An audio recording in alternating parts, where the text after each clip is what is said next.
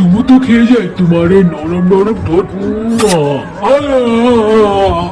এই কি এই কি অবস্থা হলো আমার?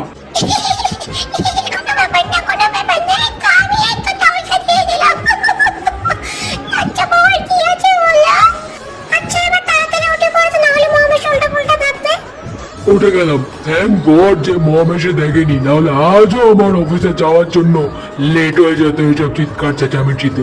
আচ্ছা আমি যাচ্ছি copy, my love, my কপু, by. আজ আর বাঁচে গেল, যাই একটু গাছগুলোতে গিয়ে জল দিয়ে আসি। রান্নার পালা শেষ, এবার গিয়ে একটু গাছের যত্ন নি। কি সুন্দর সুন্দর গোলাপ ধরেছে গাছে, একটু জল দিয়ে নি। আসলে এখান থেকে একটু ওকে তুলে দেব, সে যে আজ রাতে গরম হয়ে যাবে তাহলে। জল দিয়ে নি একটু। কি সুন্দর গোলাপের গন্ধ বেরোচ্ছে, দেখে তো একটু অনেক সুন্দর গন্ধ। আজ যে আমাদের দুজনের রাত রঙিন হয়ে যাবে। গোপী, তোমার এত বড় আসপর্দা! তুমি আমার ছেলের সাথে সংসার করার স্বপ্ন দেখছো, তা আমি হতে দেব না। গোলাপ ফুল দিয়ে তুমি আমার ছেলের মনকে চুরি করে নিতে চাও, তা আমি হতে দেব না। আমি থাকতে আমার ছেলের মন কেউ চুরি করতে পারবে না, কেউ নয়।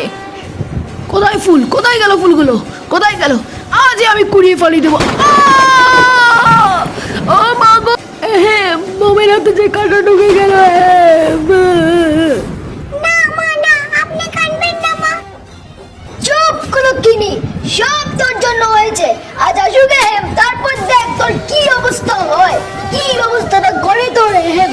দেখে নিস তুই রাত কাটানোর চেষ্টা করছে কেন, এবার তুই দেখিস তোর কি অবস্থাটা হয়।